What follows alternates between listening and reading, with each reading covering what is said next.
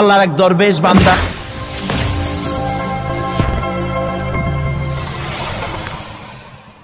দরবেশ বান্দা এক বট গাছের নিচে বিশ্রাম করতেছিল আর সূরা মুলক পড়তেছিলেন। এই আয়াতের কাছে এসেছেন, হাল তারা মিন ফুতুর, দেখতে পাও কোন ভুল? শুয়ে শুয়ে বলতেছে, আল্লাহ তোমার সৃষ্টি জগতে তো ভুল ধরার কোনো উপায় নাই, কেউ ধরতে পারবে না, তবে আমার চোখে একটা জিনিস বেমানান মনে হয়। ভুল ধরতে কারো ক্ষমতা নেই, একটা জিনিস আমার কাছে বেমানান লাগে। একা একা বলতেছে, সেটা হলো এই, তুমি তাল গাছ বানাইছো যেমন তালও সেই রকম বড়, বেল গাছ যেমন বেলও বড়, নারকেল গাছ যেমন নারকেলটাও বড়, কিন্তু এত বড় বিরাট বট গাছ ফল একেবারে এতটুকু, এইটা একটু বেমানান লাগতেছে। এই চিন্তা করতেছে দরবেশ সাহেব, হঠাৎ করে একটু বাতাস এসে গাছের ডাল আন্দোলিত হয়েছে, একটা আধা পাকা বটের ফল অনেক উঁচু থেকে ছিঁড়ে এসে দরবেশের নাকের উপরে পড়ছে, নাকটা জ্বলে উঠছে। দরবেশ সাহেব বলছে, আস্তাগফিরুল্লাহ, আল্লাহ এটা তো ফল না, এটা আমার চিন্তার জবাব। আমি চিন্তা করতেছি গাছ আনমান ফল হয় নাই, তাল গাছ যেমন ফল যেমন, বট গাছ যেমন ফল যদি ওই আকারে হইতো, ফলটা যে পজিশন নিয়ে আমার নাকে পড়ছে, এতে তো আমার নাকও যাইতো মাথাও যাইতো। সুতরাং আল্লাহ রাব্বুল আলামিন তার সৃষ্টি জগৎকে আপন কুদরত দিয়ে সুন্দর করে সৃষ্টি করেছেন। ভাগ্যবান তারা যে আল্লাহকে স্বীকার করে 5 ওয়াক্ত নামাজে আল্লাহকে সেজদা দেয়, সুবহানাল্লাহ। আর শিক্ষক নামের, শিক্ষিত নামের কলঙ্ক ওই সব মুসলমান যারা মুসলমানের ঘরে জন্মগ্রহণ করে নিজেকে নাস্তিক বলে পরিচয় দেয়, নিজেকে যারা বামপন্থী বলে পরিচয় দেয়। মুসলমান তা আবার বামপন্থী, আস্তাগফিরুল্লাহ। কোরআনে কারীমে আল্লাহ তাআলা বলেছেন, আসহাবুল ইয়ামিন আসহাবুশ শিমাল, ডানপন্থী আর বামপন্থী। রাসূলুল্লাহ বলেছেন, বাম হাতে খায় শয়তান, তোমরা বাম হাতে খাবা না। বাম দিকের কামটাই শয়তানের, বাম দিকের কাম কার? জোরে বলেন। এই জন্য রাস্তা দিয়ে হাঁটবেন, ডান দিক দিয়ে হাঁটেন, কিছু খাইবেন ডান দিক দিয়ে খান, কিছু শুরু করবেন ডান দিক দিয়ে করেন। মুসলমানের কাজ সব ডান, ডানপন্থীদের নেতা পয়গম্বরেরা সব ডানপন্থীদের নেতৃত্ব দিয়ে আল্লাহ রাব্বুল আলামিন কিয়ামতের দিন ডানপন্থী দিয়ে নিয়ে আল্লাহর নবীরা জান্নাতে চলে যাবে। আর বামপন্থীদের নেতা শয়তান, বামপন্থীদেরকে শয়তানের নেতৃত্ব দিয়ে সবগুলিকে জাহান্নামে নিয়ে যাবে। এই জন্য দেখবেন বামপন্থীদের যত নেতা আছে, একটা নেতাও মসজিদে যায় না, নামাজ পড়ে না। প্রিয় ভাই, সব কপাল পোড়া না হলে কোন মুসলমানের সন্তান বামপন্থী আন্দোলন করতে পারে না। হতভাগ্য, নিকৃষ্ট, জঘন্য। আল্লাহ এদেরকে হেদায়েত করুন, বলেন আমিন। জোরে বলেন আমিন। ওরা নামাজে নাই, রোজায় নাই, আল্লাহ নাই, রসুলে নাই, পরকালে নাই, মক্কায় নাই, মদিনায় নাই, ঠিক কিনা? আল্লাহ হেদায়েত নসিব করুন, বলেন আমিন। তাহলে 3টি পুঁজির কথা বলেছিলাম, তার মধ্যে প্রথম পুঁজি হলো আল্লাহর কি বিশ্বাস করতে দেখি? অস্তিত্বকে বিশ্বাস করা।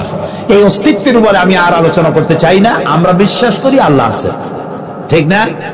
আচ্ছা, এবার প্রশ্ন করি, আল্লাহ আছেন, কোথায় আছেন? আচ্ছা, বুঝতে পারছি আপনাদের মধ্যে ইখতিলাফ হয়ে গেছে। কেউ বলছেন সব জায়গায়, কেউ বলছেন আরশে, কেউ বলছেন আকাশে। আর যারা বেশি বুদ্ধিমান তারা কোনো জবাব দেন নাই, চিন্তা করছেন কোনটা কইয়া কোন জ্বালায় পড়ি। আল্লাহ রাব্বুল আলামিন কোথায় আছেন সেই প্রশ্ন আল্লাহ কি করা দরকার? আল্লাহ আপনি কোথায় আছেন এই প্রশ্ন আমরা করার আগে আল্লাহ রাব্বুল আলামিন কোরআনে কারীমের মধ্যে জবাব দিয়ে দিয়েছেন, আর রাহমানু আলাল আরশিস তাওয়া। সুবহানাল্লাহ। আল্লাহ সব জায়গায় আছেন এ কথা ঠিক নয়। কেন ঠিক নয় সেটাও বুঝাই দিই। সব জায়গা বলতে তার মধ্যে তো টয়লেটও আছে। সব জায়গা বলতে আরো বহুত খারাপ জায়গা আছে, আমি সে জায়গাগুলির নাম নিলাম না। তাহলে আল্লাহ কি সেসব জায়গা আছেন? বলেন নাউজুবিল্লাহ। আল্লাহ নিজেই বলছেন আল্লাহ আছেন আরশিস তাওয়া। আল্লাহ আছেন কোথায়? আরশে। আল্লাহ যে আরশে আছে সেই জন্যই তো মানুষেরা হাত উঁচু করে আল্লাহর কাছে এরকম। বলে যে উপরওয়ালা বলে না, না নিচুওয়ালা বলে, সব জায়গাওয়ালা এরকম বলে, উপরওয়ালা বলে। আল্লাহ আছেন আরশে, কিন্তু প্রত্যেক রাতে তিনি প্রথম আকাশে আসেন। সুবহানাল্লাহ, বান্দাদেরকে ডাকার জন্য আসেন। আল্লাহ সর্বত্র জ্ঞান রাখেন, তার ইলমের মধ্যে এক চুল পরিমাণ জায়গা আকাশেও নাই, জমিনেও নাই যে আল্লাহ রাব্বুল আলামিন ওই জায়গাটুকুন সম্পর্কে তাৎক্ষণিকভাবে অবহিত নন। এমন এক চুল পরিমাণ জায়গা আকাশেও নাই, জমিনেও। এটাই হলো আল্লাহ সব জায়গার জ্ঞান, তার ইলমের মধ্যে সব তিনি জানেন। একথা একটি ছোট্ট আয়াতের মধ্যে এভাবে বলা হয়েছে, وَيَعْلَمُ مَا فِي الْبَرِّ وَالْبَحْرِ وَمَا تَسْقُطُ مِنْ وَرَقَةٍ إِلَّا يَعْلَمُهَا।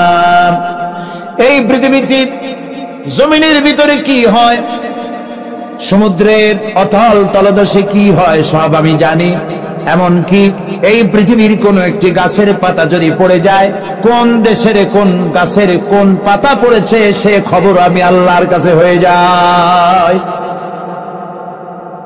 এটি আমি বললাম, বানায় বললাম?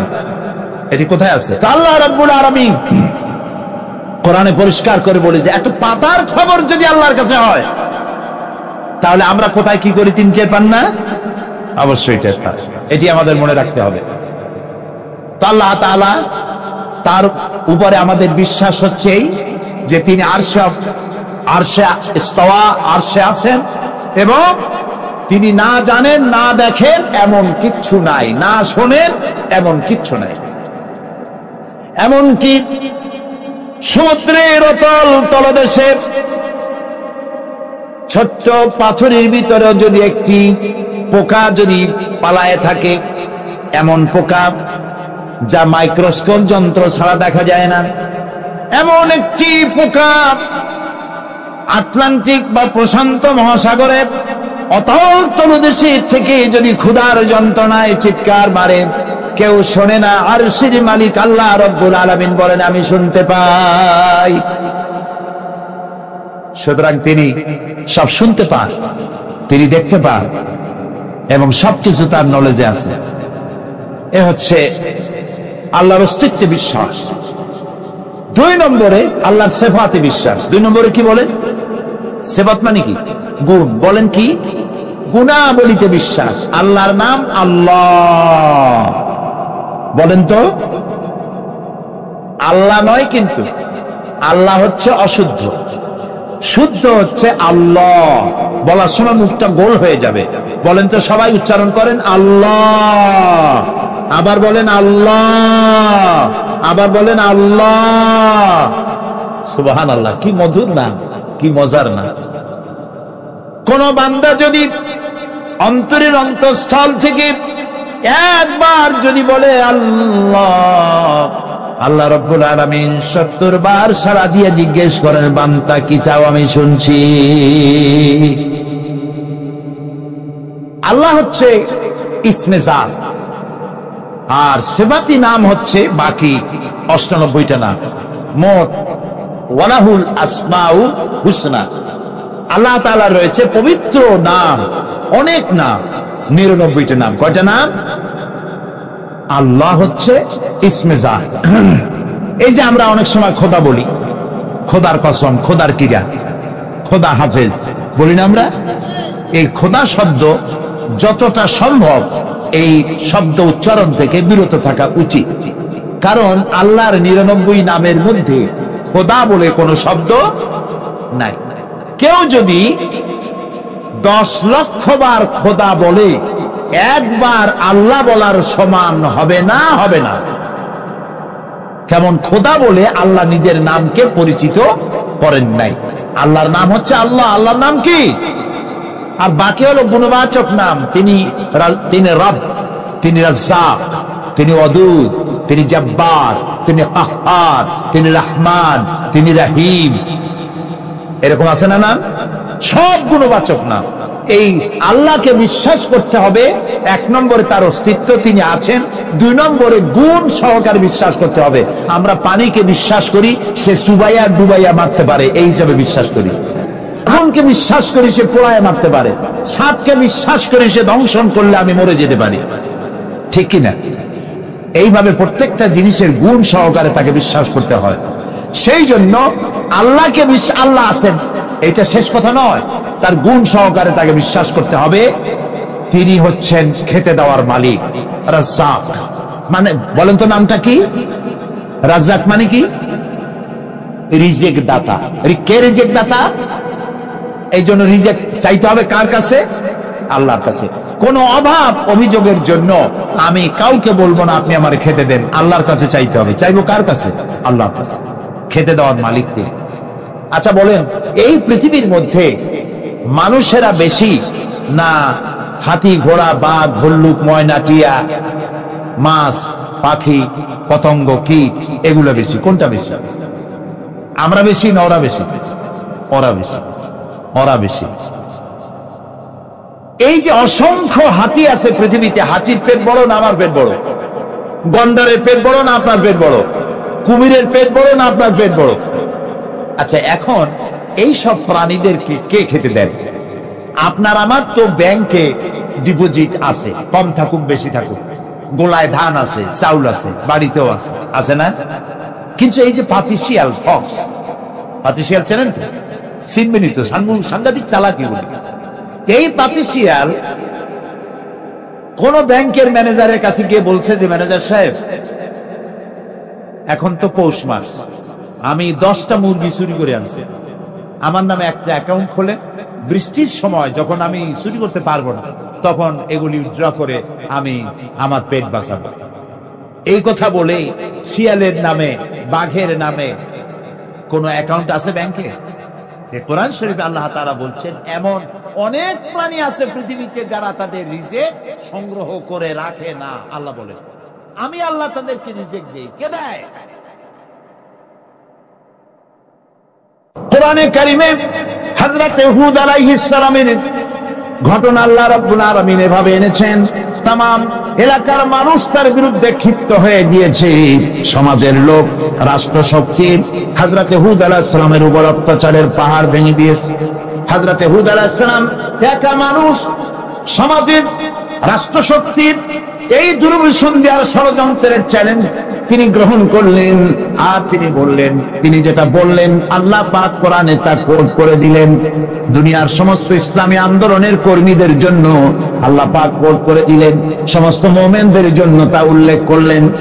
হুদ আলাইহিস সালাম তিনি জাতিকে বললেন, ফাকিদুনি জামিআন তুম্মা লা তুনদিরুন, তোমাদের যত ক্ষমতা আছে সমস্ত ক্ষমতা নিয়ে আমার বিরুদ্ধে তোমরা ষড়যন্ত্র করো, আর আমাকে এতটুকু অবকাশ দিও না।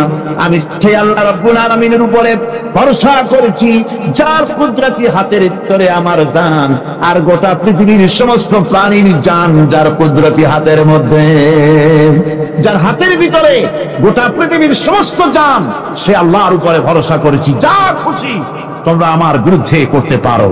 সুবহানাল্লাহ।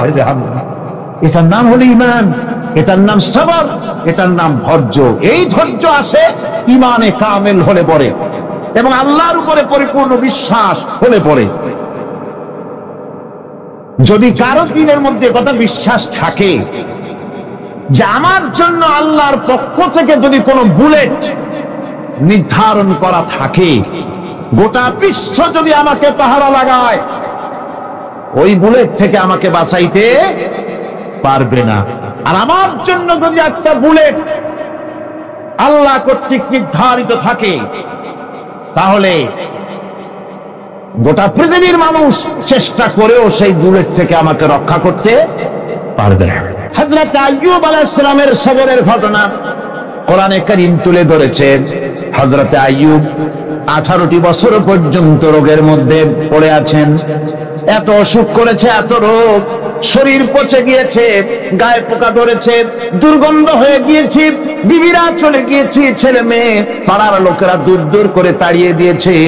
এবার জঙ্গলের ভিতরে গিয়ে আশ্রয় দিয়েছেন। এমন অবস্থা হয়েছে, শরীর পচে পচে জিহ্বায় যখন পোকা ধরা শুরু করে দিল, হযরত আইয়ুব আলাইহিস সালাম তখন আল্লাহ রাব্বুল আলামিনের দরবারে এই প্রথমবারের মতো তিনি বললেন, রব্বুল আলামিন, হায় আল্লাহ তাআলা, সমস্ত শরীর জড়জড়া হয়ে গিয়েছে, গায়ে পোকা ধরেছে, আমি কোনো কথা বলি নাই, আমি খামোশ থেকে জিকির আজগার করতেছিলাম। আয় আল্লাহ, এখন দেখি আমার জিহ্বায় পোকা ধরেছে, পোকা ধরা শুরু হয়েছে। আমার জিহ্বাটায় পোকা তুমি দয়া করে দিও না, কারণ আমার জিহ্বায় যদি পোকা হয়ে যায় তাহলে তোমার মতো আল্লাহর জিকির আমি কি দিয়া করব? আমার জিহ্বাটা তুমি দয়া করে ভালো রাখো। কোরআনে কারীম বলছি, وَأَيُّوبَ إِذْ نَادَى رَبَّهُ أَنِّي مَسَّنِيَ الضُّرُّ وَأَنْتَ أَرْحَمُ الراحمين। স্মরণ করো সেই সময়ের কথা যখন আইয়ুব তার রবকে ডেকে বলেছিল, আমি অসুস্থ আর তুমি তো রহমান রহিম, দয়াময়। ভাষাটা দেখেন কি সুন্দর, এর থেকে কি আল্লাহর আর কিছু বলা লাগে? আল্লাহ পাকের কাছে তিনি বলতেছেন, আল্লাহ আমি তো অসুস্থ, আমি তো অসুখ করেছে আমার, আর তুমি তো দয়াময় রহমান রহিম। এক অন্ধ, ঈদের দিন কত অন্ধই তো আছে খরাত করার জন্য, ভিক্ষা করার জন্য, চতুর্দিকে ভিক্ষা করতেছে অন্ধরা। এক অন্ধ ঈদের গেটের কাছে দাঁড়ায় বলতেছে, ভাইরা আজ হচ্ছে ঈদের দিন আর আমি কিছু দেখতে পাচ্ছি না। বেশি পয়সা পাইল, মানুষের দিন তার প্রতি আকৃষ্ট হয়ে গেছে। আরে কি কথা, আজ ঈদের দিন, সকলে আনন্দ করছে আর আমি কিছুই দেখতে পাচ্ছি না। সে কিন্তু কিছু চায় নাই। ভাষার ভিতরে, কথা বলার ভিতরে এ ধরনের টেকনিক আছে। হযরত আইয়ুব আলাইহিস সালাম বললেন না যে আল্লাহ আমারে মাফ করে দাও, কষ্টের মধ্যে আছি। তিনি শুধু বলেছেন, রব্বুল আলামিন, আমি অসুস্থ হয়ে পড়েছি, আমার অসুখ করেছে, আর তোমার নাম রহমান রহিম। এতটুকু কথা বলেছেন। আল্লাহ রাব্বুল আলামিনের দরজায়, তার দরবারে আইয়ুব আলাইহিস সালামের ডাক চলে গেছে। যায় নাই? কোন অসুবিধা আছে নাকি? কোন অসুবিধা নাই। পানির তলা দিয়া যদি কেউ ডাক দেয়, পাহাড়ের ভিতরে বসে যদি কেউ ডাক দেয়, আল্লাহ রাব্বুল আলামিন তা শুনতে পান। ইউনূস আলাইহিস সালাম মাছের পেটে বসে চিৎকার মেরেছিলেন, লা ইলাহা ইল্লা আনতা সুবহানাকা ইন্নী কুনতু মিনাজ জালিমিন। যিনি বলছিলেন, আয় আল্লাহ তাআলা, আমি তোমার প্রশংসা করছি, তুমি ছাড়া উপাস্য নাই, মাবুদ নাই, আমি তোমার পবিত্রতা ঘোষণা করছি, আমি তো জালিমদের অন্তর্ভুক্ত হয়ে গেছি। বাস এতটুকুন কথাই বলেছেন। আল্লাহ পাক বলছেন, ইউনূসের ডাক তো কেউ শোনে নাই, পানির মধ্যে কেউ শোনে নাই, জমিনের কেউ শোনে নাই, মহাশূন্যের কেউ শোনে নাই, কিন্তু মাছের পেটের ভেতরে থেকে গভীর অতল দরিয়ার তলদেশ থেকে মাছের পেটের ভিতরে বসে আমার ইউনূস যে ডাক দিল, ওই ডাক আমি আরশের মালিক আমি শুনতে পেয়েছি, আর সঙ্গে সঙ্গে জবাব দিয়েছি, ফাস্তাজাবনা লাহু ওয়া নাজ্জাইনাহু মিনাল গাম্মি ওয়া কাযালিকা নুজিল মুমিনিন। ডাকের সাড়া দিলাম, বিপদ দিয়া বাঁচায় দিলাম। শুধু ইউনূসের না, আল্লাহ পাক এ জায়গায় আবার ওয়াদা করলেন, দুনিয়ার যত মুমিন বান্দা আছে তারা যদি কখনো বিপদে পড়ে যায় আর আমারে যদি ডাকে, আমি এইরকম করে বিপদ থেকে বাঁচাইয়া দেব। আইয়ুব আলাইহিস সালাম যখন আল্লাহ রাব্বুল আলামিনের কাছে ফরিয়াদ করলেন, আল্লাহ পাক তখন বলছেন, কোরআনে কারীম বলছে, ফাস্তাজাবনা লাহু ফাকাশাফনা মা বিহি মিন দুররি ওয়া আতাইনাহু আহলাহু ওয়া মিসলাহুম মাআহুম রাহমাতাম মিন ইনদিনা ওয়া যিকরা লিল আবিদিন। আমি আইয়ুবের দোয়া কবুল করে নিলাম, শুধু তার পরিবার বর্গই দিলাম না, বরং আরো কিছু নিয়ামত আমি তাকে দান করে দিলাম। এবং তাই জন্য যেহেতু তারা ছিল আমার অনুগত বান্দা, আমার বাধ্যগত, আমি এই জন্য রহম করেছি, সমস্ত রোগ শোক আমি মাফ করে দিয়েছি। আমাদের সামান্য একটু জ্বর হয়, যদি 2-3 দিন জ্বর হয়েছে, জ্বর ছাড়ে না, বলে যে এত ভালো ভালো কাজ করি তারপর আমার এত জ্বর হওয়া লাগে, অমুকরা এত পাপ করে, তা তো কিছুই হয়নি। খালি আল্লাহ আমার এই চোখে দেখলো, আমার বউর ওষুধ আমার অনুমতি সারি না। ভাইরা, আপনি ঠিক পান না যে কি গুনাহ আপনি করেন। কোরআনে কারীম বলছে, ওয়ামা আসাবাকুম মিন মুসিবাতিন ফাবিমা কাসাবাত আইদিকুম ওয়া ইয়াফু আন কাসীর। যত বিপদ তোমাদের উপর আছে সব দুই হাতের কামাই করা, আর আমি তো অনেকগুলো ক্ষমা করে দেই। তোমরা যত পাপ করো, আকাম করো, সবগুলির শাস্তি যদি দুনিয়ায় দিতাম, শ্বাস করার সময় পেতে না। অসুখ হলেই অধৈর্য হয়ে যেও না, ধৈর্য ধরো। আল্লাহ পাক বলেন, শুধু আইয়ুব নয়, ওয়া ইসমাঈল ওয়া ইদরিস ওয়া যাল কিফলি কুল্লুম মিনাস সাবিরিন। এইভাবে করে ইসমাঈল, ইদ্রিস, যুলকিফল সবাই ছিল ধৈর্যশীল। সুবহানাল্লাহ। ধৈর্যের চরম পরাকাষ্ঠা ছিলেন তিনি। কোরআনে কারীম নবীদের এই কথাগুলি আমাদের শোনাচ্ছেন। হযরত ইয়াকুব আলাইহিস সালাম, কলিজার টুকরা সন্তান হযরত ইউসুফ আলাইহিস সালামের জন্য তার মনটা পাগল ছিল। এত সুন্দর করে আল্লাহ তারে বানাইছিলেন, এত তিনি ছিলেন সৌন্দর্যের পিরামিড, যারা দেখলে চোখ ফিরানো যায় না, এমন সুন্দর সুপুরুষ, যারা দেখি সেই যুগের সুন্দরী যুবতী মেয়েরা রূপের মোহে পড়ে নিজেদের আঙ্গুলগুলি কেটে ফেলে দিয়েছিল। রূপের মোহে এমন অবশ হয়ে গেছে, আঙ্গুল কেটেছে, হাত কেটেছে, টের পায় নাই। আবার ভুল বুঝবেন না, দুনিয়ার সেরা সুন্দর পুরুষ ইউসুফ আলাইহিস সালাম, তা কিন্তু রাসূলের চাইতে বেশি নয়। হযরত উম্মুল মুমিনিন আয়েশা রাদিয়াল্লাহু তাআলা আনহা তিনি বলেছেন, যেই সব সুন্দরী রমণীরা ইউসুফ আলাইহিস সালামকে দেখে রূপের মোহে পড়ে নিজেদের আঙ্গুলগুলো কেটে ফেলেছিল, ওরা যদি আমার হাবিবকে দেখতো, ওরা যদি আল্লাহ রাসূলকে দেখতো, তাহলে হাত কাটতে কাটতে কোন ফাঁকে যে কলিজা কেটে ফেলে দিত, ওরা টের পেত না। আবার বন্ধুগণ, হযরত আইয়ুব আলাইহিস সালাম সন্তানের মায়া, অন্যান্য ভাইরা হিংসায় পড়ে গেল, তারা নিয়ে তাকে কুয়ায় ফেলে দিল। সেখান থেকে তারা একটা ছাগল বা কোনো পশু জবাহ করে তার রক্ত মাখাইয়া জামায়ানে হাজির করে দিল। হযরত ইয়াকুব আলাইহিস সালামের সামনে যে তারে নিয়ে খেলা করতে গিয়েছিলাম, আমরা খেলায় লিপ্ত ছিলাম, বাগে খাইয়া ফেলাইছে। এগুলি কি গপ্প? এগুলি কি কোরআন? আল্লাহ পাক শোনাচ্ছেন, বিশ্ববাসীকে শোনাইছেন।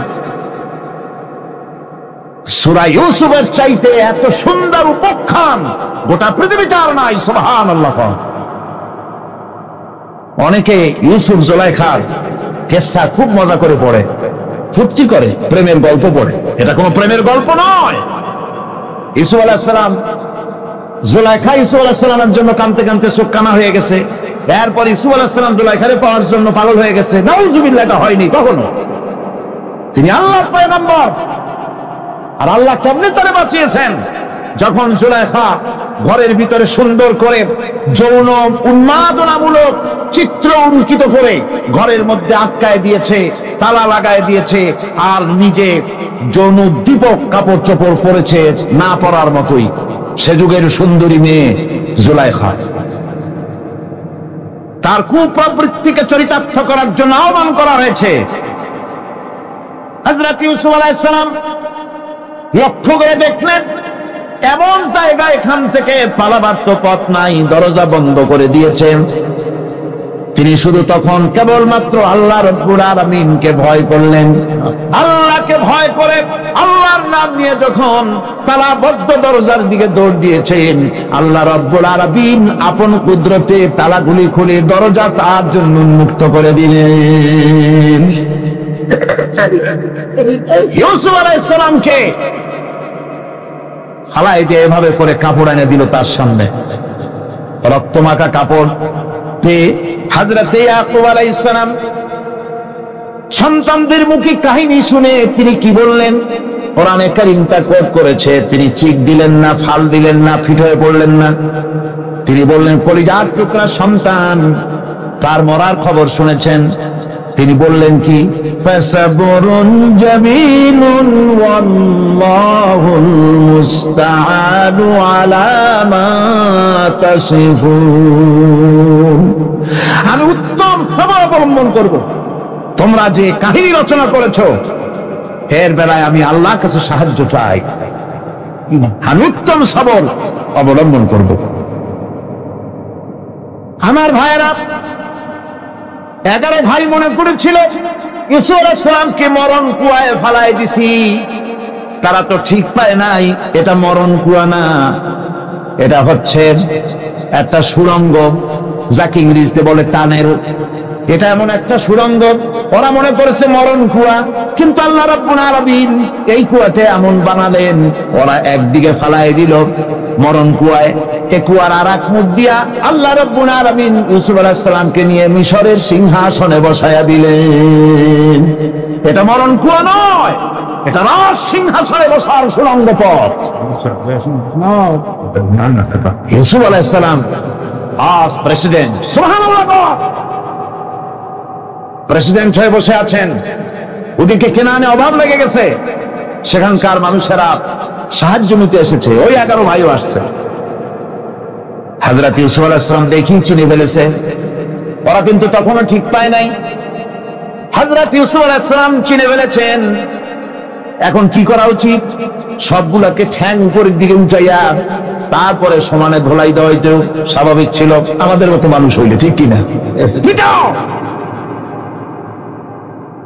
ঠিক তো বলবেনি, অভ্যাস তো এটাই।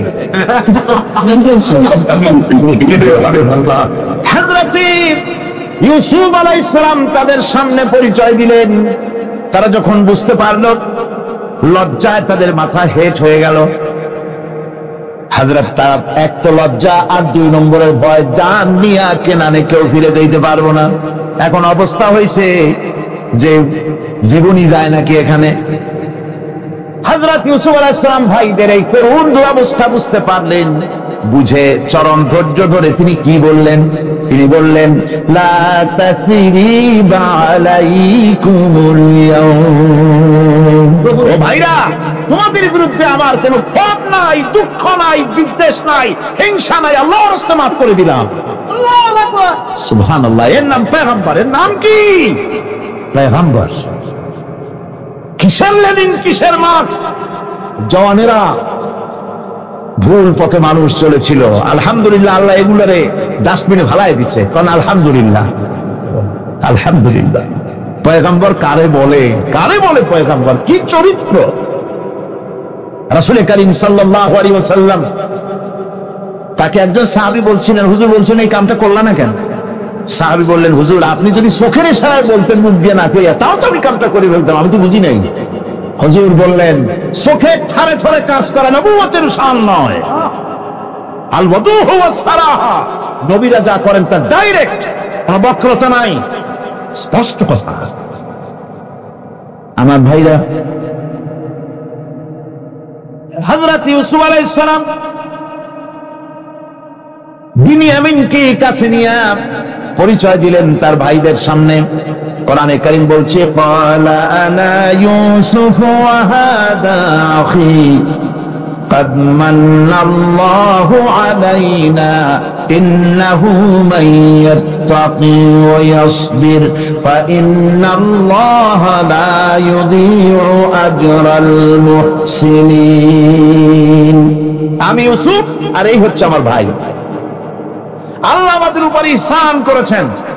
প্রকৃতপক্ষে যারা আল্লাহকে ভয় করে এবং সবর এখতিয়ার করে, আল্লাহ এভাবে তাদেরকে তাদের আমলকে নিষ্ফল হতে দেন না। আমার এই জামাটা নিয়ে যাও। হযরত ইয়াকুব আলাইহিস সালাম কলিজার টুকরা সন্তান ইউসুফ আলাইহিস সালামের বিরহ যন্ত্রণায় ছেলেকে কতদিন দেখে না, কাঁদতে কাঁদতে চোখ দুটো অন্ধ হয়ে গেছে। মিশর থেকে কেনানের দিকে জামা রওনা হয়েছে। কোথায় মিশর, কোথায় কেনান? জামা যখন রওনা হয়ে গেছে, হযরত ইয়াকুব বলতেছেন, আমি যেন আমার ইউসুফের গন্ধ নাকে পেতেছি। জামা চলে এলো, চোখের উপরে রাখলেন, আল্লাহ রাব্বুল আলামিন তাকে চক্ষুষ্মান বানাইয়া দিলেন। ভাইরা আমার, পয়গম্বরেরা সবর করে গোটা দুনিয়ার মানুষের সামনে দৃষ্টান্ত সেট করেছেন সবর কারে কয়। আমার ভাইরা, হযরত ইব্রাহিম আলাইহিস সালামের কথা আল্লাহ পাক কোরআনে কারিমে বলছেন সবর কারে কয়। দেখো, শেখো সবর কারে কয়। আল্লাহ পাক বললেন, ইব্রাহিম তোমার বিবি আর তোমার নবজাতক এই সন্তানকে রেখে আসো মক্কা নগরীতে। তিনি চলে গেলেন, সেখানে ঘর নাই, বাড়ি নাই, কিচ্ছু নাই, চতুর্দিকে ধুধু বালু আর মরুভূমি। হযরতে হাজরা বলছেন, ইব্রাহিম সামান্য পানি আর খাবার দিয়া আমার সন্তান শুদ্ধ এখানে রেখে যেতেছো, আমি কি অপরাধ করেছি? কোনো জবাব নাই। দুইবার তিনবার বলার পরে হাজরা বলছেন, ইব্রাহিম গো, তবে কি আমার আল্লাহর হুকুম মতো আমারে রেখে যাচ্ছ নাকি? হযরত ইব্রাহিম আকাশের দিকে আঙ্গুল উঁচু করলেন। কথা বলবেন, বাক শক্তি বেরোচ্ছে না। 80 বছর বয়সের সময় একটা বাচ্চা আল্লাহ তারে দিচ্ছেন। আর এমন বাচ্চা, পয়গম্বরের ছেলে, কি সুন্দর চেহারা, মরুভূমির উপরে ফালাই দিয়ে রওনা হয়ে যাচ্ছেন। মুখ দিয়ে কথা সরছে না, আকাশের দিকে দেখালেন। হযরত হাজরা বুঝতে পারলেন। হযরত হাজরা বলেন, ইব্রাহিম কোন চিন্তা নাই, নিশ্চিন্ত মনে বাড়ি ফিরে যাও।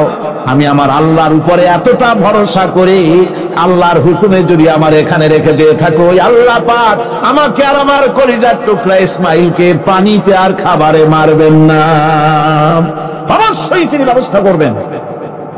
ব্যবস্থা হয়ে গেল। হযরত ইসমাইল বড় হয়ে গেলেন। আল্লাহ পাক অর্ডার করলেন, জবাই করো ছেলেকে। হযরত ইব্রাহিম আলাইহিস সালাম যখন জবাহের প্রস্তাব করলেন, হযরত ইসমাইল তা আপত্তি করতেন, বাবাজি আমার মায়ের আর আমাকে বাচ্চা অবস্থায় ফেলে গেলেন, খাবার দেন নাই, পরার দেন নাই, বছরের পর বছর আমাদের এখানে কাটলো, দেখতেও আসেন নাই, আজ আসছেন জবাব দিতে। এটা কেমন কথা? কি ধরনের বাপ আপনি? এরকম বলছে নাকি? এরকম বলছে? হযরত ইব্রাহিম আলাইহিস সালাম প্রস্তাবটা কিভাবে পারলেন?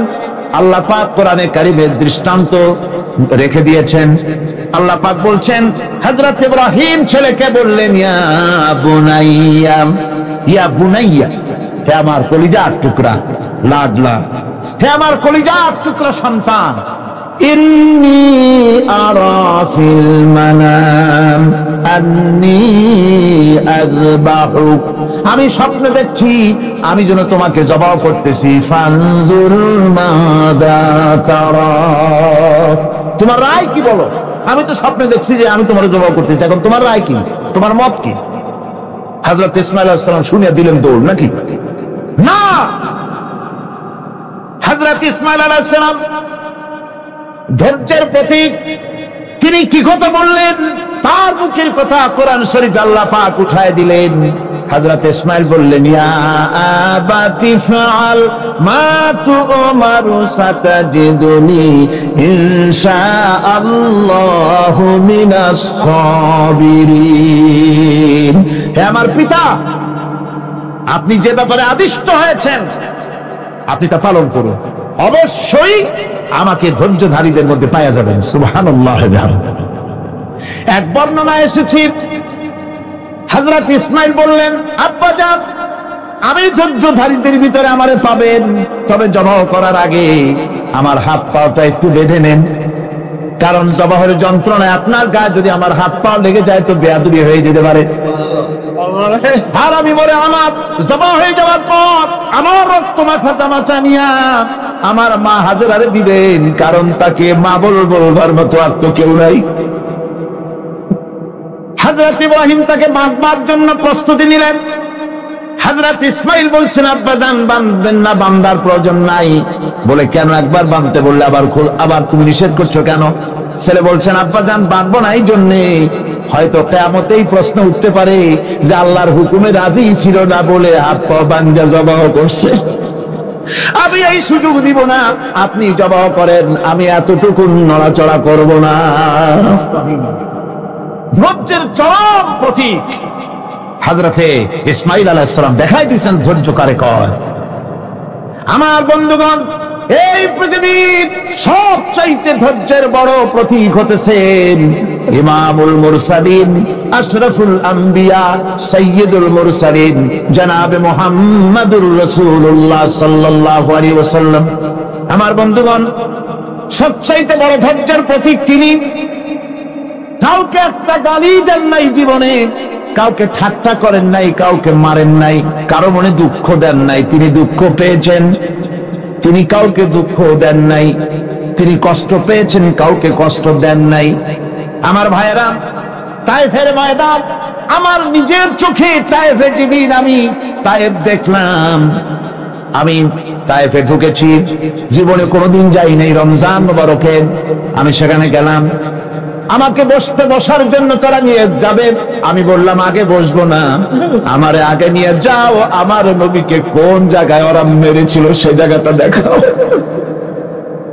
তাইফের সেই গলিতে যখন আমি গিয়েছি, দুই দিকে পাহাড় দাঁড়ানো, তাইফের লোক আমার সাথে ছিল, তারা বলল এই জায়গাটা প্রথম যেখানে চতুর্দিক থেকে নবীজিকে পাথর মারছিল আর আল্লাহর নবী বেহুশ হয়ে পড়ে গিয়েছিলেন। 3টা দিন না খাওয়া, হযরতে খাদিজা নাই, আবু তালিব নাই, মক্কায় জায়গা নাই পা রাখার। নবীজি 3টা দিন ঘুরলেন। নেতারা বলল, তুমি যদি নবী হবে তো এতিম হলে কেন? আল্লাহ নবী বানাবার জন্য কি একটা ধনী মানুষ পায় না? তোমার মতো এতিম আর গরিবের নবী বানাইলো কেন? আল্লাহ নবী 3 দিন পর যখন দেখলেন কেউ দাওয়াত শোনে না, কেউ মানে না, কেউ গ্রহণ করে না, তখন তিনি নেতাদের অনুরোধ করলেন, ঠিক আছে দাওয়াত তো কবুল করল না, তবে একটা কাজ করো, অন্তত আমি যে তায়েফে আসছিলাম এই খবরটা মক্কায় দিও না, ওরা আরো অত্যাচার বাড়ায় দেবে। এই কাফিরগুলি খবর তো মক্কায় পাঠালো, আর সমস্ত যুবকদেরকে লেলিয়ে দিল। যুবকেরা চতুর্দিকে দাঁড়াইছে, রাসূলকে পাথর মারা শুরু করে দিল। আমি যখন রেল লাইনের থেকে হাঁটি, যখন রেল লাইন কোনো সময় দেখি, রেলের পাথরগুলি, রেল লাইনের পাথরগুলি দেখলেই আমার মাথায় যেন কেন তায়েফের কথা মনে এসে যায়। আরে মানুষের গায়ে পাথর মারলে কি অবস্থার সৃষ্টি হয়! পাথর নূরের শরীর, রহমতের শরীর, কিছু কিছু রক্ত ঝরছে। নবীজিকে জোর করে উঠাইয়া জবরদস্তি করে হাঁটার জন্য তারা ধাক্কা মারতেছে। আবার কিছু দূরে গিয়ে নবীজি আবার বেহুশ হয়ে পড়েছেন। এইখান থেকে আবার উঠাইছে, আবার ধাক্কা মারতেছে। 3 নম্বরের আর একটা জায়গা আছে যেখানে ভাঙ্গা একটা মসজিদ। তাইফের লোকেরা আমাকে বলল, এই জায়গাটা হলো শেষ জায়গা যেখানে রাসূল করিম 3য়বারের মতো বেহুশ হয়েছিলেন, এখানেই হুজুরের রক্ত ঝরেছে বেশি। 2 রাকাত নামাজ পড়লাম, সিজদায় পড়ে আবুল কান্না কাল্লাম আল্লাহর কাছে। নবীজি যখন হুঁশ এসেছে, হযরতে জিবরাইল বলেন, ইয়া রাসূলুল্লাহ, আপনার এই কষ্ট দেখে ফেরেশতারা কাঁদতেছে, আপনি অনুমতি দিয়ে দেন এই 2 পাহাড়কে মিলাইয়া সমস্ত তায়েফবাসী কাফেরগুলি মাটির সাথে মিশাইয়া দেই। নবীজি বললেন, জিবরাইল আমি যদি হুকুম করি আর আমার হুকুম মতো যদি এই কাম করো, একটা কাফেরও যদি না বাঁচে তাহলে কার মুখে পৌঁছাবো লা ইলাহা ইল্লাল্লাহু মুহাম্মাদুর রাসূলুল্লাহ। আমার ভাইরা, হুজুর সাল্লাল্লাহু আলাইহি ওয়াসাল্লাম উঠে বসলেন। এমন সময় হযরতে যায়েদ শরীরের রক্তগুলি মুছে দিতেছেন। হুজুর সাল্লাল্লাহু আলাইহি ওয়াসাল্লাম বসে দুইখানা হাত উত্তোলন করলেন। নবীজির চোখ থেকে পানি গড়ায় পড়তেছে। আরে কেউ নাই, আল্লাহ ছাড়া কেউ নাই সাহায্য করার। নবীজি হাত তুলে মোনাজাত করতেছেন, চোখ দিয়া পানি পড়ে দাড়ি ভিজে পড়তেছে, গায়ে দিয়া রক্ত ঝরতেছে। নবীজি কি দোয়াটা করলেন? বদদোয়া করলেন না, গজব দিতে বললেন না। নবীজি দোয়া করলেন, রব্বুল আলামিন, এই তায়েফের লোকেরা আজকে আমার সাথে যে ব্যবহারটা করেছে, ওরা বোঝে নাই যে আমি তোমার নবী, ওরা বোঝে নাই যে আমি তোমার রাসূল। না বুঝে আমার উপরে যে অত্যাচারটা করলো, আল্লাহ তুমি এই জন্য রাগ করে এই তায়েফে তুমি গজব দিও না। আল্লাহ পাক পরবর্তী সময় হুজুরকে স্মরণ করায় দিলেন, ওয়া মা আরসালনাকা ইল্লা রাহমাতাল লিল আলামিন। ও নবী, আপনি হচ্ছেন আমার সমস্ত সৃষ্টি জগতের জন্য, আপনি আমার রহমত, আমার গোটা বিশ্বের জন্য আপনার, আমার সৃষ্টি জগতের জন্য আপনি আমার করুণা। একটা লোক রাসূলের এই কষ্ট দেখে বাগান থেকে এক গ্লাস আঙ্গুরের শরবত এনে হাজির করেছে। এত কষ্টের পর 3 দিনের না খাওয়া আঙ্গুরের একটা শরবত পাইয়া হুজুর খুব খুশি হলেন। শরবত গ্লাস পান করে হুজুর বলছেন, তোমার নাম না আত্তাস? তিনি বলছেন, হ্যাঁ হুজুর, আমার নাম আত্তাস। তোমার বাড়ি না ইউনূস আলাইহিস সালামের গ্রামে? বলে, হ্যাঁ আমার বাড়ি সেই গ্রামে। তা আপনি কি করে জানলেন আমার নাম আত্তাস আর আমার বাড়ি ইউনূস আলাইহিস সালামের গ্রামে? আপনি জানলেন কি করে? হুজুর বললেন, আমি নবী, হযরত ইউনূস নবী, একজন নবীর খবর আর একজন নবীর কাছে থাকে। রাসূল করিম সাল্লাল্লাহু আলাইহি ওয়াসাল্লাম সবর ইখতিয়ার করেছিলেন, ধৈর্য অবলম্বন করেছিলেন, আর আল্লাহ পাক তাকে নির্দেশ করেছেন, সবর করো। واتبع ما يوحى إليك واصبر حتى يحكم الله। তুমি কেবল সেই জিনিসের অনুসরণ করো যা আমি তোমার প্রতি অবতীর্ণ করেছি। আমি আপনার উপরে যেটা অবতীর্ণ করেছি ওটা অনুসরণ করুন, আর সবর ইখতিয়ার করুন যতক্ষণ না আল্লাহর পক্ষ থেকে চূড়ান্ত ফয়সালা না আসে। ধৈর্য ধরুন, ধৈর্য ধরুন। আমার ভাইরা, কাফেরদের নির্যাতনের মোকাবেলায় আল্লাহ পাক তার হাবিবকে সান্ত্বনা দিয়েছেন। যখন কাফেররা নির্যাতন করতেছে, হারে হযরতে বেলাল নির্যাতিত, হযরতে সুমাইয়া নির্যাতিতা, হযরতে খাব্বাব, হযরতে হুবায়ব, হযরতে আম্মার রিদওয়ানুল্লাহ তাআলা আলাইহিম আজমাইন, এত মার হতেছে। হযরতে ওমর হযরতে খাব্বাব রাদিয়াল্লাহু তাআলা আনহুকে খোলা গায়ে দেখে বলছিলেন, খাব্বাব রে, তোমার পিঠে এত গর্ত কেন? এত গর্তওয়ালা পিঠ তো আমি মানুষের দেখি নাই, এত চিকুন কোমরওয়ালা মানুষও তো দেখি নাই। তিনি বলেছেন, ওমর তুমি কি ভুলে গেছো? ইসলাম কবুল করার অপরাধী কাফির বেঈমানেরা আগুন জ্বালায়া আগুনের উপরে আমাকে চিৎ করে শোয়াছে। আমি যেন নড়াচড়া করতে না পারি সেজন্য আমার বুকের উপরে পাথর চাপা দিয়ে রেখেছিল। গায়ের চর্বি আর রক্ত গলে গলে পড়ে আগুন নিবেছে, আর আগুন গোশত পুড়ে যে পিঠের মধ্যে প্রবেশ করেছিল আজও পর্যন্ত পিঠের সেই গর্ত সেরে যায় নাই। এভাবে অত্যাচার হচ্ছিল সাহাবীদের উপর। আল্লাহ রাব্বুল আলামিন তার হাবিবকে সান্ত্বনা দিলেন, ওয়াসবির ওয়া মা সাবরুকা ইল্লা বিল্লাহি ওয়া লা তাহজান আলাইহিম ওয়া লা তাকু ফি যায়কিন মিম্মা ইয়ামকুরুন। হে রাসূল, সবরের সাথে কাজ করতে থাকুন।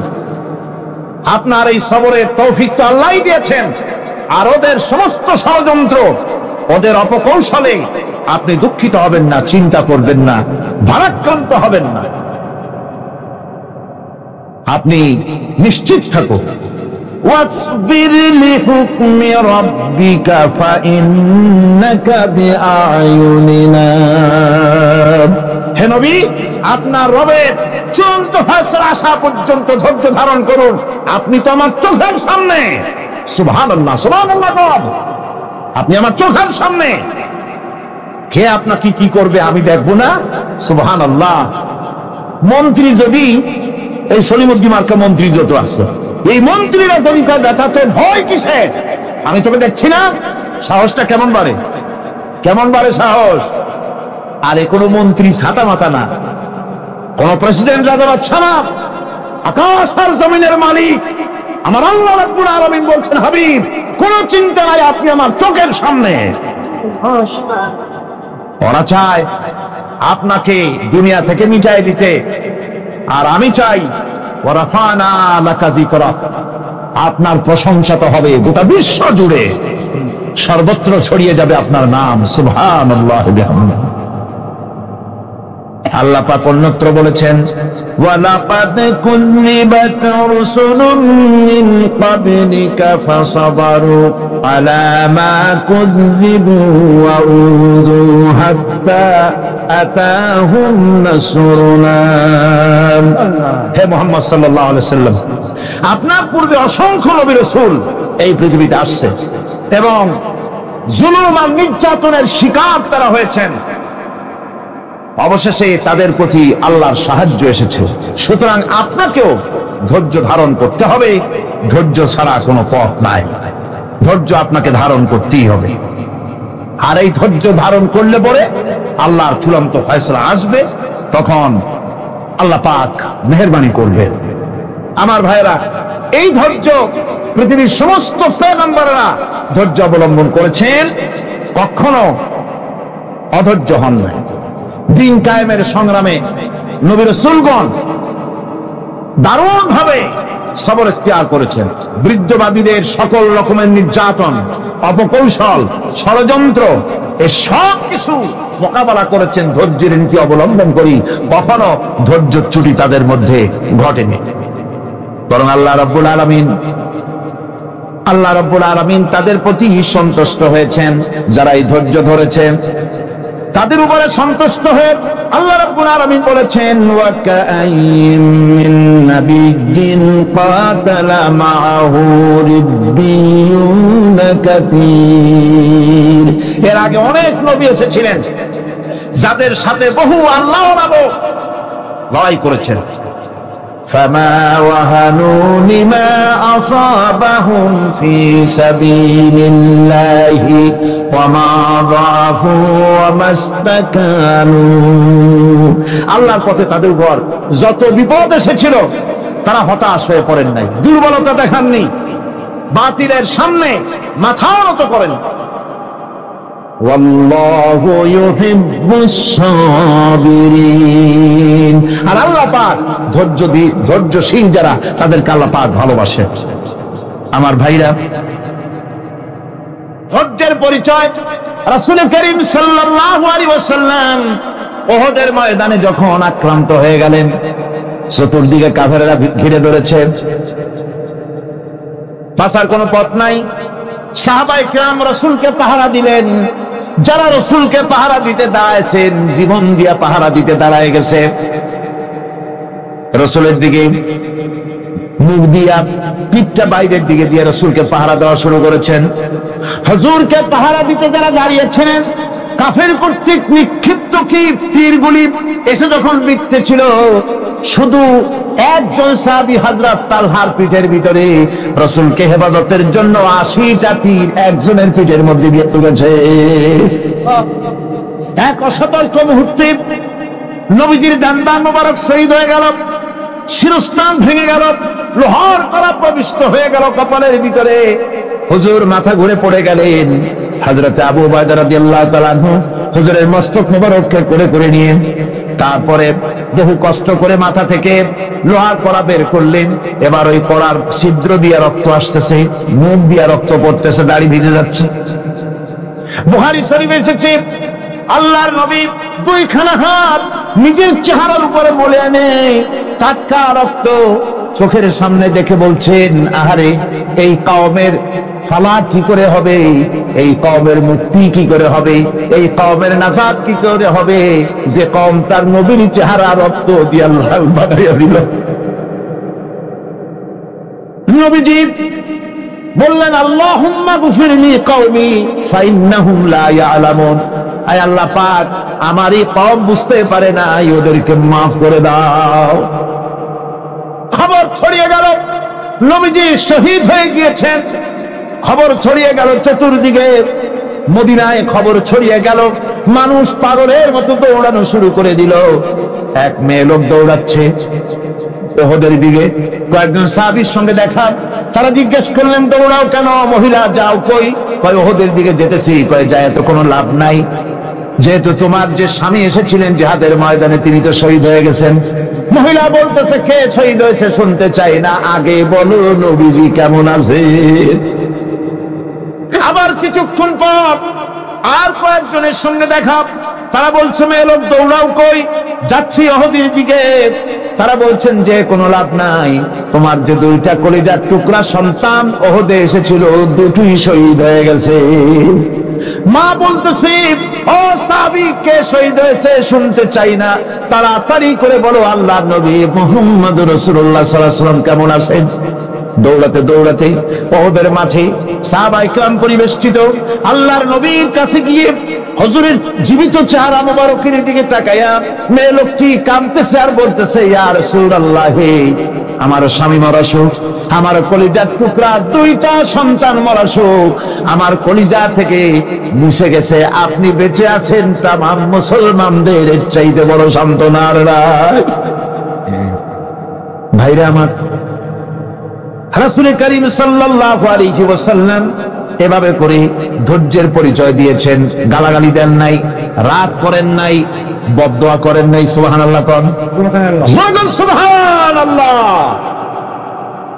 ভাইরা আমার, এই সবর এমন মহান বৈশিষ্ট্য, এর মধ্যে রয়েছে জিহাদের ময়দানে যদি লোক কম হয় আর যদি তাদের মধ্যে সবর থাকে, বেশি সংখ্যক লোকের উপরে আল্লাহ পাক সবরকারীদেরকে বিজয়ী করে দিবেন। কোরআনে কারীমে রব্বুল আলামিন বলেন, কাম মিন ফিয়াতিন কালিলাতিন গালাবাত ফিআতান কাসীরাতান বিইذনিল্লাহ ওয়াল্লাহু মা'আস সাবিরিন। এমন ঘটনার বহু নজির আছে যে কম সংখ্যক লোকেদের উপরে আল্লাহ পাক, বেশি সংখ্যক লোকেদের উপর আল্লাহ পাক কম সংখ্যক লোকদেরকে জয়ী করে দিয়েছেন। আল্লাহু মা'আস সাবিরিন, আর আল্লাহ আছে ধৈর্যশালীদের সাথে। আল্লাহ আছে কাদের সাথে? দেখেন না বদরের কামটা, বদরের ময়দান, 313 জন মুসলমান, অস্ত্রপাতি নাই, সামান্য সামান্য অস্ত্র, আর কাফেরেরা এসছে হাজারেরও বেশি। আমার বন্ধুগণ, ধৈর্যের কত বড় কাম দিল, ধৈর্য ধারণ করেছেন তারা, আল্লাহর উপরে ভরসা করেছেন। আল্লাহ রাব্বুল আলামিন অস্ত্রের কাজ কি দিয়া করায় দিলেন। একজন সাহাবী এসে বলছেন, হুজুর জিহাদের ময়দান, ইসলামের প্রথম জিহাদ, আমার কাছে তো অস্ত্র নাই, মেহেরবানি করে একটা অস্ত্র আমারে দেন, আমি লাফায় পড়ি জিহাদের মধ্যে। হুজুর বলেন, অস্ত্র তো আমার কাছে নাই, দিবটা কি? সাহাবী বলছেন, হুজুর অস্ত্র না থাকে যা পারেন তাই দেন, আপনার হাত দিয়ে যা দিবেন আমি দাঁড়ায় থাকতে পারবো না, জিহাদে আমাকে শরীক হতেই হবে। নবীজি কাছে পেলেন একখানা শুকনা খেজুরের ডালখানা তুলে সাহাবীর হাতে তুলে দিলেন। সাহাবী বলেন, রাসূলের হাতের দেওয়া শুকনা খেজুরের ডালটা নিয়ে আমি যখন কাফেরদের ভিড়ের মধ্যে ঝাঁপায় পড়ে যখন শুকনা খেজুরের ডাল দিয়ে আঘাত দিলাম, তখন ধারালো তরবারে দিয়ে আঘাত করলে যে কাম হয়, শুকনা খেজুরের ডালের আঘাতে কাফের দ্বিখণ্ডিত হয়ে জমিনে পড়ে গেল। ভাইরা আমার, আল্লাহ রাব্বুল আলামিন সবর যারা করে, সংখ্যা যদি কম হয়, আল্লাহ পাক তাদেরকে বিজয়ী করে দেবেন, এই ওয়াদা আল্লাহ রাব্বুল আলামিন করেছেন। এই সবরের গুণ ছাড়া জান্নাতেও প্রবেশ করা যাবে না। সবর যদি না থাকে বেহেশতে যাওয়া যাবে না। ভালো করে মনে রাখেন, আল্লাহ পাক বলছেন আম্মা হাসিবতুম আন তাদখুলুল জান্নাতা ওয়া লাম্মা ইয়া'লামিল্লাহুল্লাযীনা জাহাদু মিনকুম ওয়া ইয়া'লামাস সাবিরিন। তোমরা কি মনে করেছো এমনি বেহেশতে চলে যাবা? এটা কি মামুবড়ির আবদান নাকি? এমনি বেহেশতে চলে যাবা? অথচ আল্লাহ রাব্বুল আলামিন এখনো দেখেন নেননি যে তোমাদের মধ্যে কারা জিহাদ করতে প্রস্তুত, কারা তোমাদের মধ্যে জিহাদ করে জান দেওয়ার জন্য প্রস্তুত, আর কারা ধৈর্যধারী, এটা তো আল্লাহ এখনো দেখে নেন নাই। সুতরাং হক এবং বাতিলের সংগ্রামে লিপ্ত হতে হবে। আল্লাহ দেখতে চান কারা জীবন দিতে চায়। সুতরাং ইসলামী আন্দোলনে যারা শরীক হবে তাদের বিপদ এবং মুসিবত দিয়ে আল্লাহ রাব্বুল আলামিন তাদের সাহসিকতা এবং ধৈর্যের পরীক্ষা নেবেন। কোরআনে কারীম বলছেন وَلَنَبْلُوَنَّكُمْ حَتَّى نَعْلَمَ الْمُجَاهِدِينَ مِنكُمْ وَالصَّابِرِينَ وَنَبْلُوَ أَخْبَارَكُمْ। অবশ্যই আমি তোমাদেরকে পরীক্ষার সম্মুখীন করব, আর তোমাদের মধ্যে সত্যিকার মুজাহিদ দৃঢ়তা অবলম্বনকারী কারা আমি তা দেখব। এরা যেন আমি দেখে নিতে পারি, সেই জন্য আমি বিপদ এবং মুসিবতের মধ্যে তোমাদের ফেলবো। ধৈর্যধারীদের উপরে আমার রহমত অবশ্যই থাকবে। খবর এমন এক সম্পদ যা ধারণ করলে পরে আল্লাহ রাব্বুল আলামিন রাষ্ট্রীয় ক্ষমতা দান করে দেন। কোন সুবহানাল্লাহ, জোরে কোন সুবহানাল্লাহ। ধৈর্য ধারণ করলে আল্লাহ রাষ্ট্রের মতো বিরাট নিয়ামত আল্লাহ হাতে তুলে দিবেন। তার প্রমাণ কোরআন শরীফে আল্লাহ বলছেন, বনি ইসরাঈলরা মিশর থেকে যখন বহিষ্কার হয়ে গেল, তাদের যখন পা রাখার কোনো জায়গা থাকলো না, বনি ইসরাঈলরা মিশর থেকে যখন বহিষ্কার হয়ে গেল, এরপরে আল্লাহ পাক তারা যখন ধৈর্য অবলম্বন করলো, আল্লাহ পাক তাদের ব্যাপারে বলছেন ওয়া আওরাসনাল কওমাল্লাযীনা কানু ইস্তাদআফুনা মাশারিকাল আরদি ওয়া মাগারিবা আল্লাতী বারাকনা ফিহা। আর তাদের স্থলে আমি নির্যাতিত লোকদেরকে প্রতিষ্ঠিত করলাম। পশ্চিম এবং উত্তরের তাদেরকে আমি পশ্চিম এবং পশ্চিম এবং পূর্বের উত্তরাধিকারী তাদেরকে বানায় দিলাম। বিরাট এলাকা তাদের হাতে আমি তুলে দিলাম। ওয়া তাম্মাত কালিমাতু রাব্বিকাল হুসনা আলা বানি ইসরাঈলা বিমা সাবারু।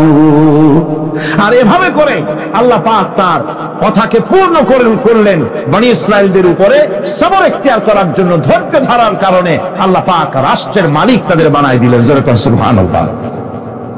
সবর যদি করা হয় তো যুদ্ধ যদি বাদে যদি জিহাদ শুরু হয়ে যায়, আল্লাহ পাক বলেছেন ফেরেশতা দিয়ে সাহায্য করবে। যদি সবর থাকে, তোমাদের সবর থাকলে আল্লাহ কি দিয়ে সাহায্য করবে? ফেরেশতা। কোরআনে কারীম বলছে বালা ইন তাসবিরু ওয়া তাত্তাকু ওয়া ইয়াতুকুম মিন ফাওরিহিম হাদা ইউমদিদুকুম রাব্বুকুম বিখামসাতি আলাফিন মিনাল মালাইকাতি মুসাউমিন।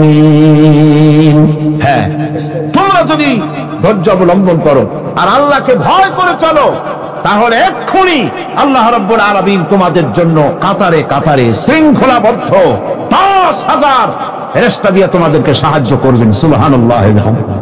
তোমাদেরকে ফেরেশতা দিয়ে সাহায্য করা হবে।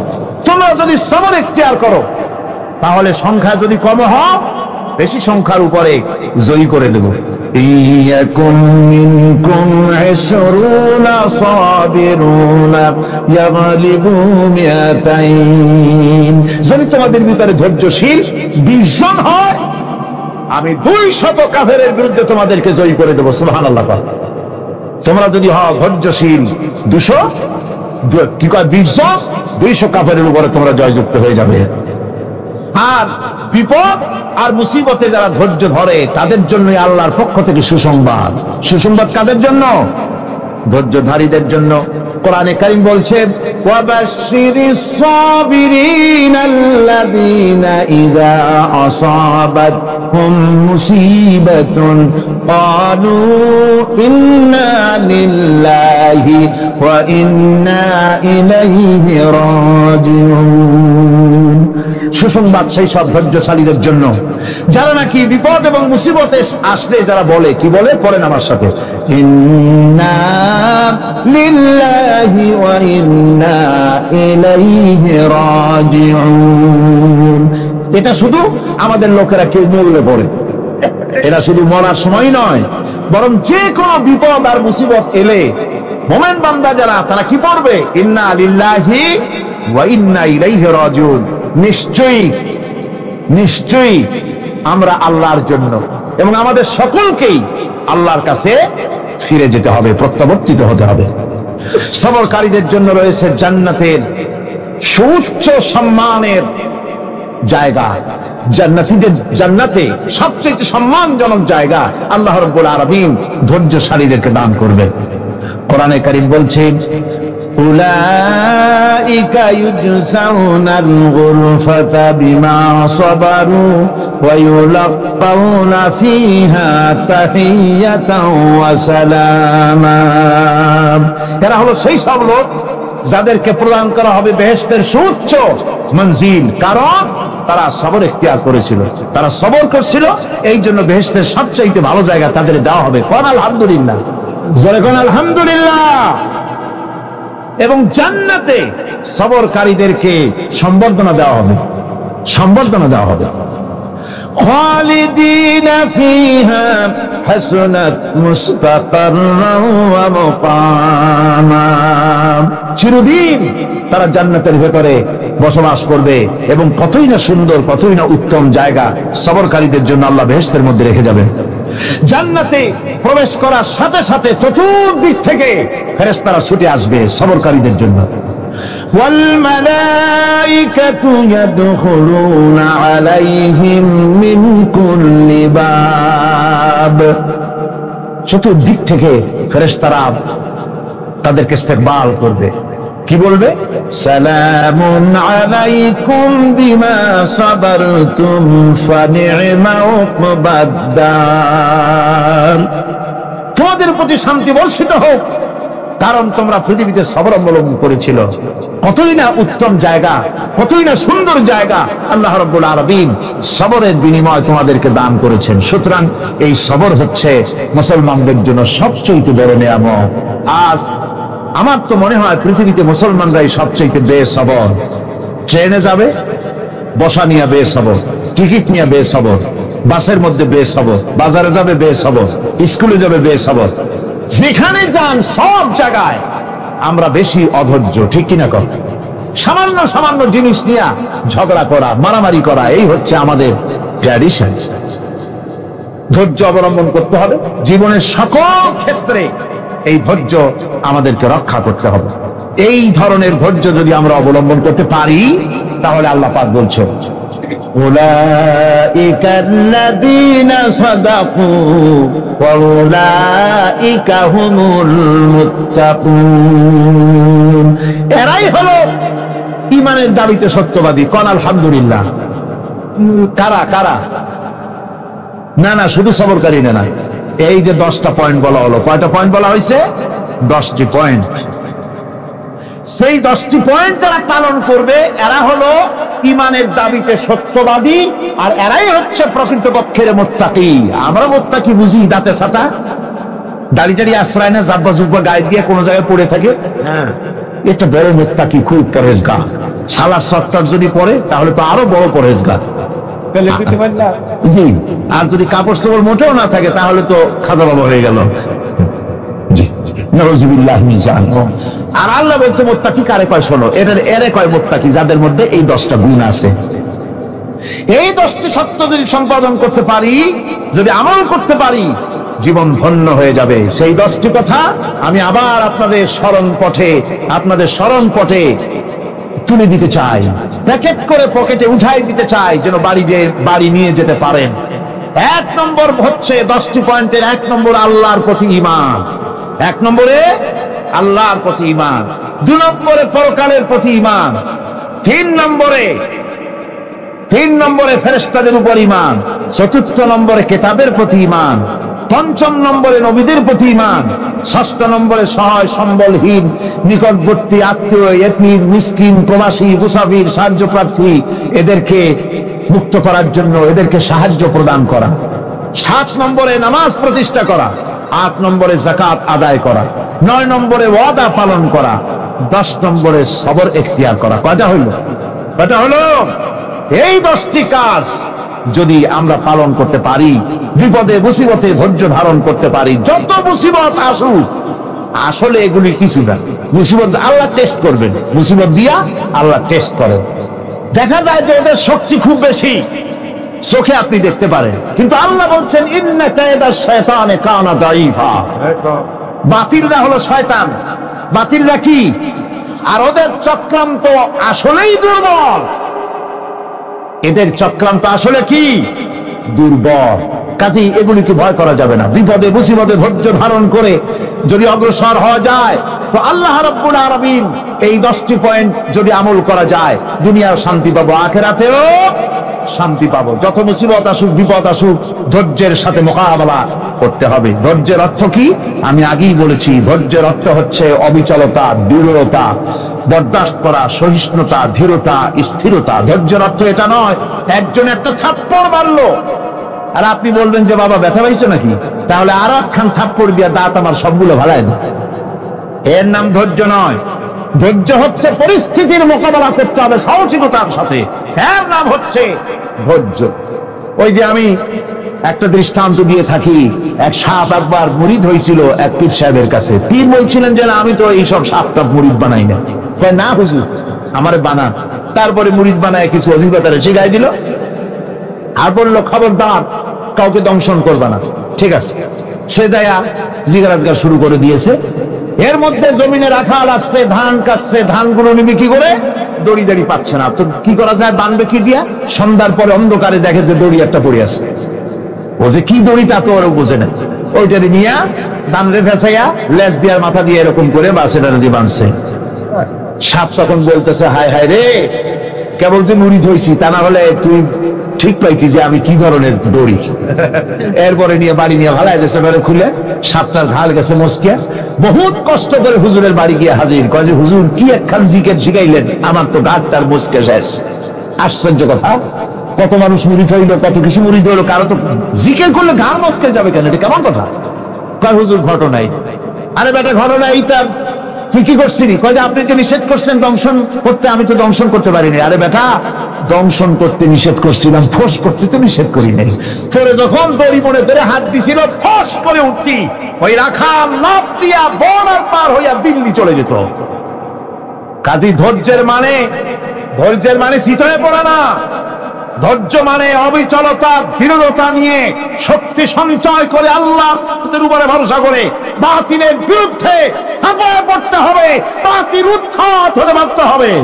অনাটনে, বিপদে মুসিবতে আর হক আর বাতিলের সংঘর্ষ চলাকালীন ধৈর্য ধারণ করা, এটা হলো সবচাইতে একটা বড় কোয়ালিটি। কোরআনে কারিমে সবর শব্দটি সবচাইতে বেশি ব্যবহার করা হয়েছে। সর্বাধিক ব্যবহৃত শব্দ কোনটি? সবর। সবর আরবি একটি মৌলিক শব্দ, এমন একটি মৌলিক শব্দ যার তাৎপর্য অন্য কোন ভাষা দিয়া খবরটা বললে যেমন বোঝানো যায়, অন্য কোন ভাষা দিয়া এটার অর্থ করে এটার হক আদায় করা সম্ভব না। আর এই সবর কোরআনে কারিমে বিভিন্ন জায়গায় বিভিন্ন অর্থে ব্যবহার হয়েছে। যেমন সবর শব্দের অর্থ হচ্ছে অবিচলতা, বাংলায় যা বোঝানো যায়। সবর শব্দের অর্থ হচ্ছে অবিচলতা, দৃঢ়তা, সহিষ্ণুতা, মন মেজাজের সমতা, ধীরতা, স্থিরতা, কষ্ট সহিষ্ণুতা, বরদাস্ত করা। এগুলি এই সবরের এই শব্দ, এই অর্থগুলি কোরআনে কারিমের বিভিন্ন জায়গায় বিভিন্ন রকম এটাকে ব্যবহার করা হয়েছে। সবর একটি মৌলিক মানবীয় গুণ। এই গুণ যার মধ্যে আছে, সে তার নৈতিকতার শীর্ষে পৌঁছে যেতে পারে।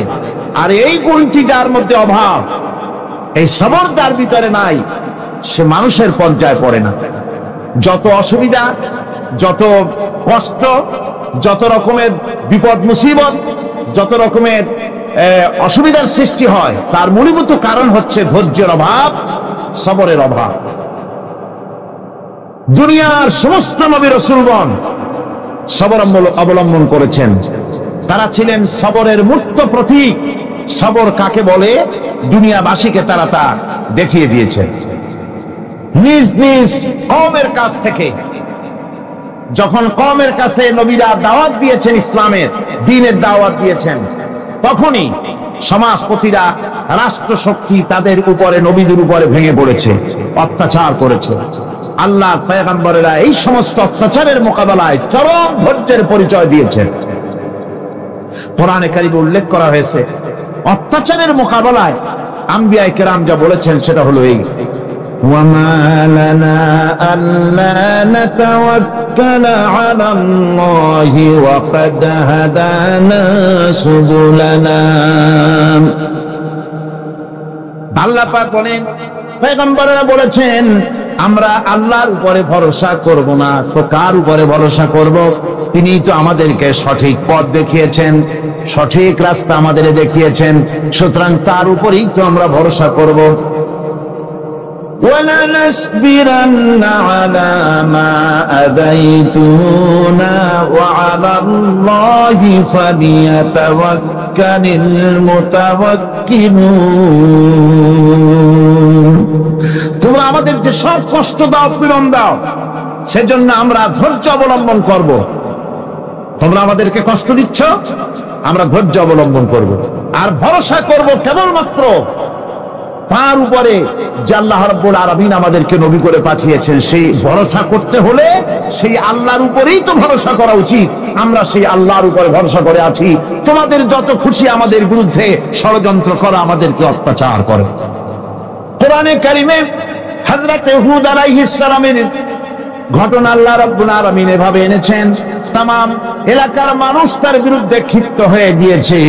সমাজের লোক, রাষ্ট্রশক্তি হযরত হুদ আলাইহিস সালামের উপর অত্যাচারের পাহাড় ভেঙে দিয়েছে।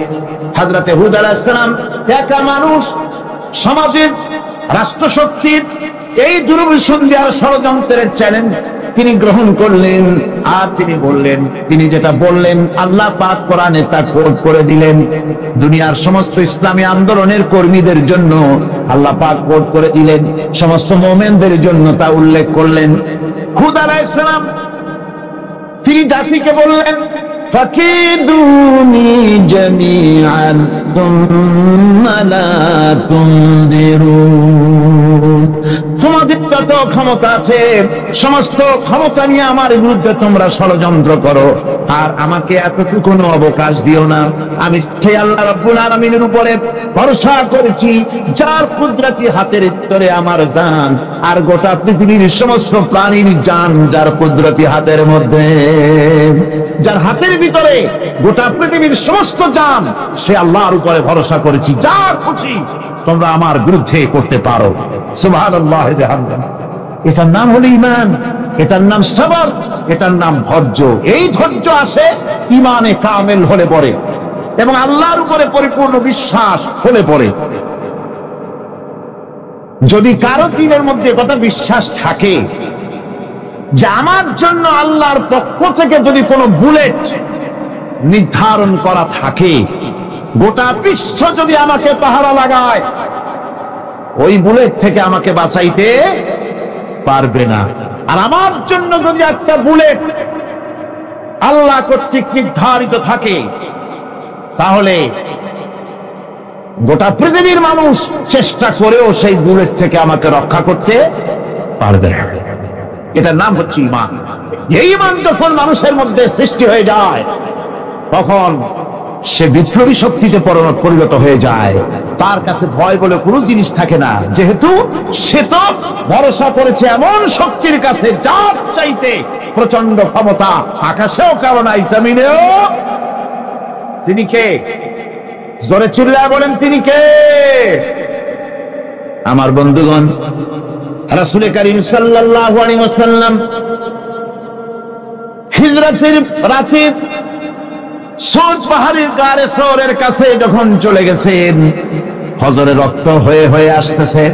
হযরতে আবু বকর রাদিয়াল্লাহু তাআলা আনহু বলছেন, হে আল্লাহর রাসূল, এখন আর অগ্রসর হওয়া ঠিক হবে না, বেলা উঠে গেলে ধরা পড়ে যাব, এখানে গুহা আছে, ভিতরে প্রবেশ করি।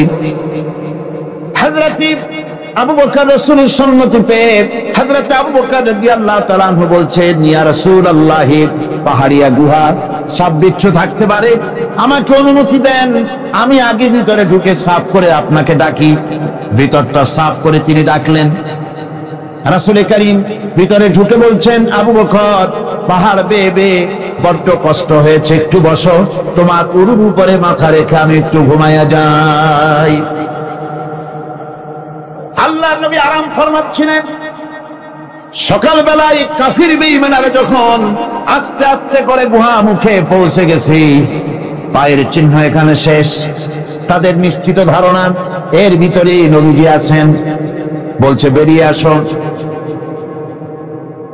একজন বলে নাই, আর একজন বলে আছে, এভাবে তাদের মধ্যে দ্বিমত হয়ে গেল। হযরতে আবু বকর বলছেন, ইয়া রাসূলুল্লাহ, আমরা তো ধরা পড়ে গেছি, আমাদের তো আর উপায় নাই, এই গুহাটা এতই অগভীর, শুয়ে যদি হাঁটু উঁচু করা যায় উপর থেকে দেখা যায়, বসলে পরে মাথা দেখা যায়, ধরা তো পড়ে গেছি, উপায় নাই।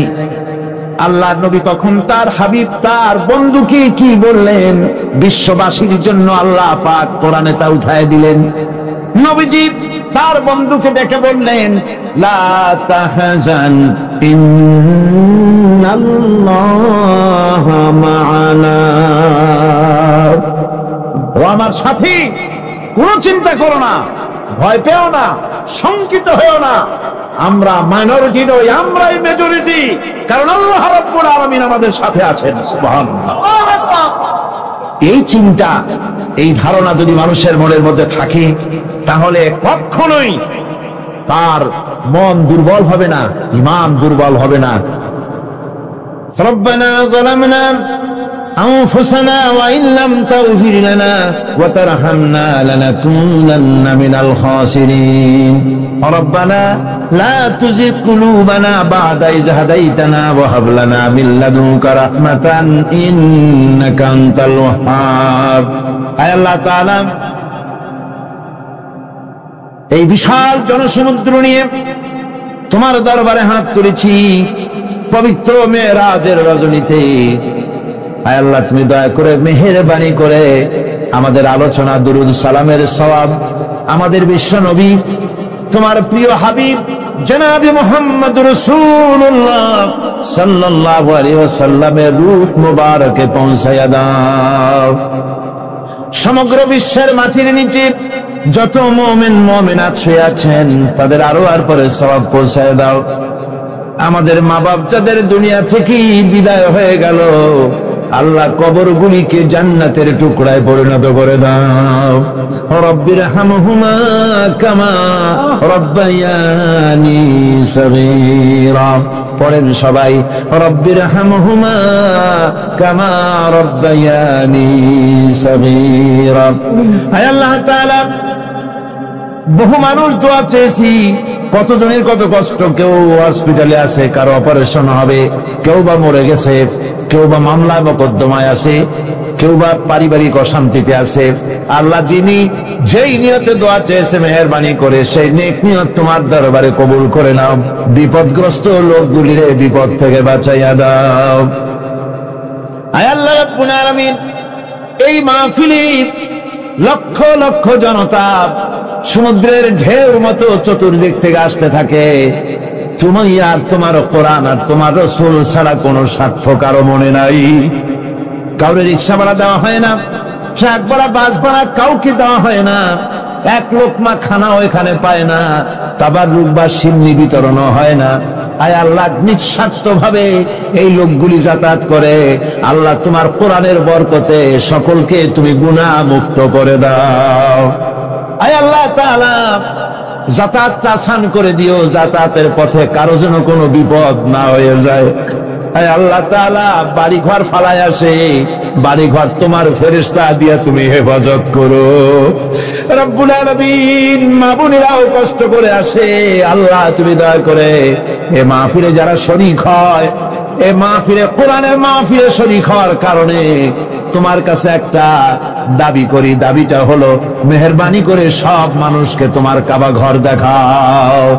যারা উপস্থিত হয়েছে সকলকে তোমার হাবিবের রওজায় গিয়া সালাম দেওয়ার তৌফিক দাও। ربنا تقبل منا إنك أنت السميع العليم وتب علينا إنك أنت التواب الرحيم سبحان ربك رب العزة عما يصفون سلام على المرسلين الحمد لله رب العالمين واجعل آخر كلمتنا عند الموت لا إله إلا الله محمد رسول الله السلام عليكم ورحمة الله